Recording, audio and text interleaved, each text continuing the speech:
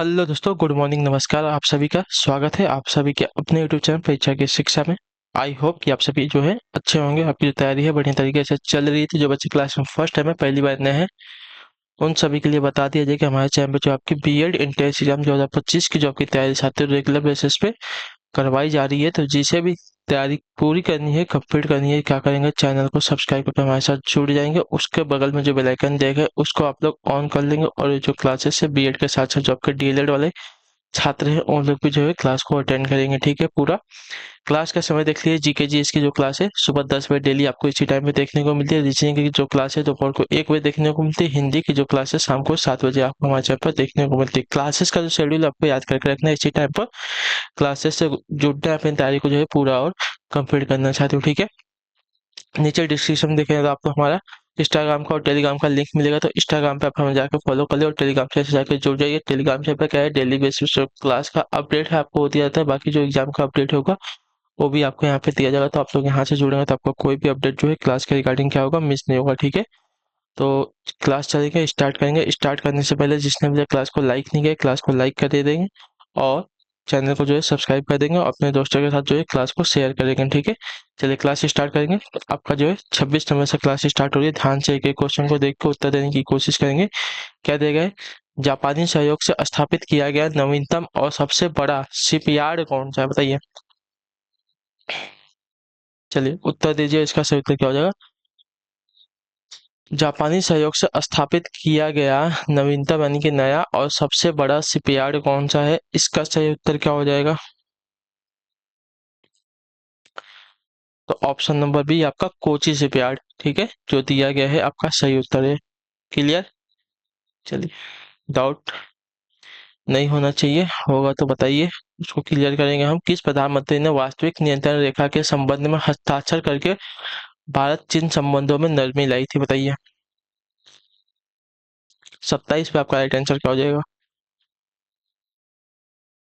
तो देखिए इसका right answer PV Narasimha Rao ji ने, ठीक है, जो आपका बी वाला ऑप्शन देगा आपका right answer PV Narasimha Rao प्रधानमंत्री थे, जो वास्तविक नियंत्रण रेखा के संबंध में हस्ताक्षर करके भारत और चीन संबंधों में नरमी लाई थी। ठीक है, तो जो आपका दिया गया है बी वाला ऑप्शन आपका सही उत्तर हो जाएगा।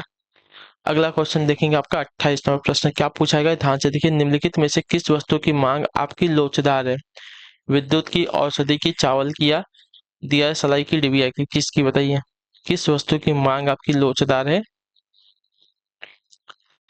तो इसका सही उत्तर हो जाएगा साथियों विद्युत की। विद्युत की मांग आपकी लोचदार है, तो ये वाला ऑप्शन जो दिया गया है आपका सही उत्तर है साथियों। ठीक है, चलिए क्लियर है, ऑप्शन नंबर ए आपका राइट आंसर है। अगला क्वेश्चन आपका है 29 नंबर क्वेश्चन पूछा गया आपका, कौन सी अक्रिय गैस जो है गहरे समुद्र के गोताखोरों द्वारा श्वसन के लिए वायु में उपस्थित नाइट्रोजन के साथ पर प्रयोग की जाती है, बताइए।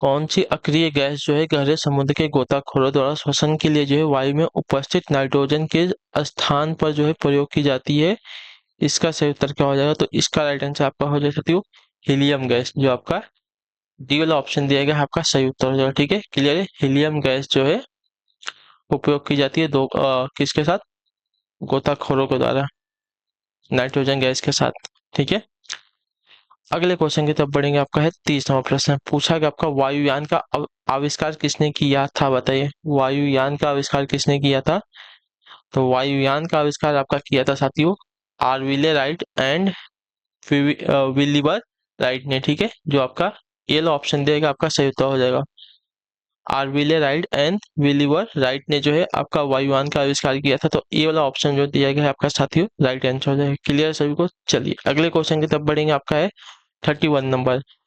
देखिए क्लास अच्छी लगे तो क्लास को लाइक कर दीजिएगा आप लोग। द्रव चालित मशीनें किस सिद्धांत से काम करती है, बताइए। द्रव्य चालित मशीनें किस सिद्धांत से काम करती हैं, इसका राइट आंसर क्या हो जाएगा।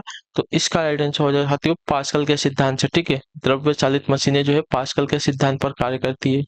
क्लियर है, अगले क्वेश्चन की तरफ बढ़ेंगे। आपका है 32 32 नंबर बताने की कोशिश करेंगे सही जगह। किस वर्ष में भारत के राष्ट्रपति ने आंतरिक अव्यवस्था के कारण आपात स्थिति लागू की थी, बताइए।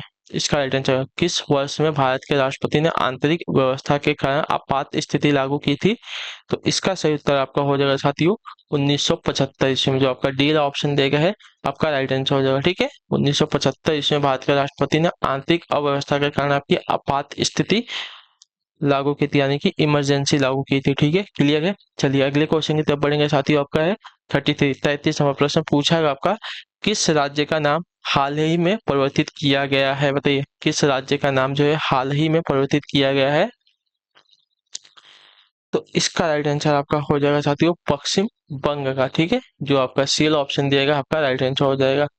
चलिए क्लियर यहाँ तक। चलिए अगले क्वेश्चन की तरफ बढ़ेंगे। आपका है 34वां प्रश्न पूछा गया आपका, अमीर खुसरो ने किसके विकास में अग्रगामी की भूमिका निभाई? बताइए अमीर खुसरो ने किसके विकास में अग्रगामी की भूमिका निभाई? ब्रज भाषा की, अवधी की, खड़ी बोली की या भोजपुरी की? तो देखिए अमीर खुसरो को जो है खड़ी बोली का पिता कहा जाता है, जनक कहा जाता है। तो जो आपका सी ऑप्शन दिया गया साथ ही आपका सही उत्तर होगा। अगले क्वेश्चन की तरफ बढ़ेंगे। आपका है 35 नंबर, बताने की कोशिश करेंगे। राइट आंसर तैमूर लंग ने किसके शासनकाल में भारत पर आक्रमण किया? तो बताइए तैमूर लंग ने जो है किसके शासनकाल में भारत पर आक्रमण किया था?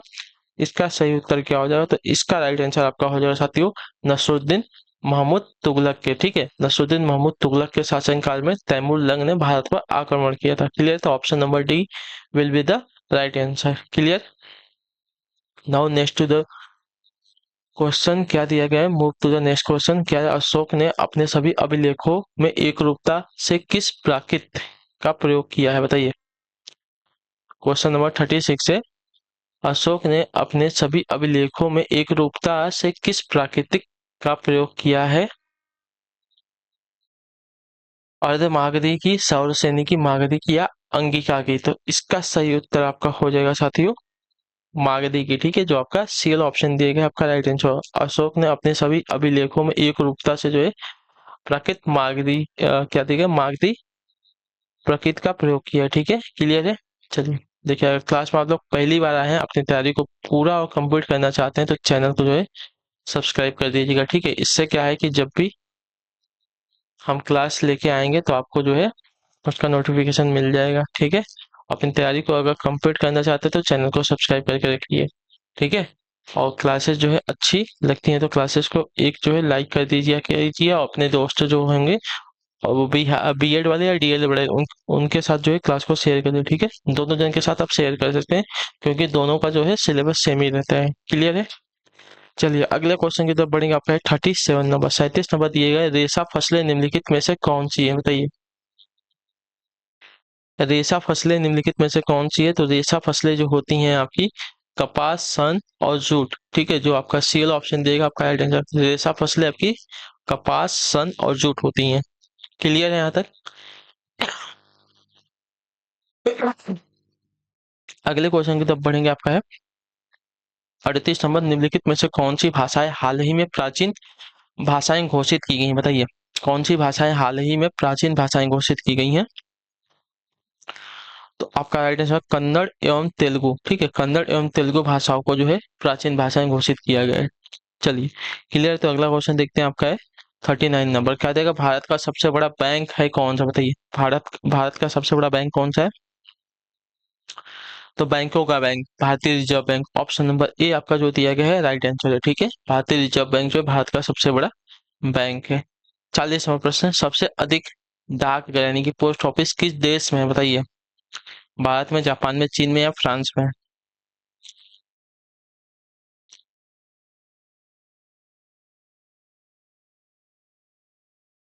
तो देखिए सबसे अधिक डाकघर की बात करेंगे तो आपका राइट आंसर हो जाएगा भारत में। ठीक है, जो आपका एल ऑप्शन देगा साथ ही आपका राइट आंसर हो जाएगा। ठीक क्लियर है।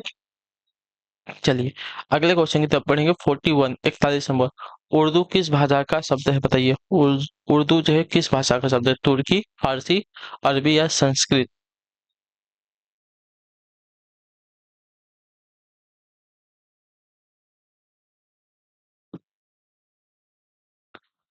उर्दू जो है किस भाषा का शब्द है?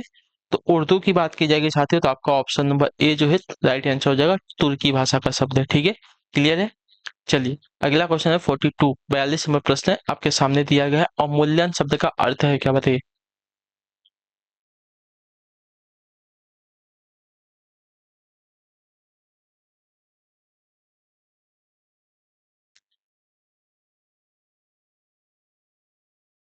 चलिए बताइए इसका राइट आंसर का अवमूल्यन शब्द का अर्थ क्या होता है।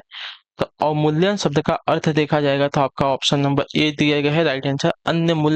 अन्य मुद्रा की तुलना में स्वदेशी मुद्रा के मूल्य को घटाना। ठीक है, क्लियर है। अन्य मुद्रा की तुलना में स्वदेशी मुद्रा के मूल्य को घटाना जो है अवमूल्यन शब्द का अर्थ होता है। क्लियर है। चलिए, जैसे कि डॉलर के सामने 1 रुपया मतलब $1 की कीमत अभी जो है 86 के आसपास पहुंच गई है। ठीक है, यानी कि ये जो है बाहर की मुद्रा है और ये अपने इंडिया की मुद्रा है। क्लियर है। तो अन्य मुद्रा की तुलना में स्वदेशी मुद्रा के मूल्य को घटाना अवमूल्यन का अर्थ होता है। अगले क्वेश्चन की तरफ बढ़ेंगे। आपका जो है 43 नंबर दिया गया, भारतीय पुरातत्व सर्वेक्षण यानी कि ASI निम्नलिखित विभागों मंत्रालयों में से किसका संलग्न कार्यालय है। बताइए। भारतीय पुरातत्व सर्वेक्षण यानी कि ASI निम्नलिखित विभागों मंत्रालयों में से किसका संलग्न कार्यालय है। तो इसका राइट आंसर आपका हो जाएगा साथियों संस्कृति का। ठीक है, जो आपका ए वाला ऑप्शन दिया गया है आपका सही उत्तर है। क्लियर।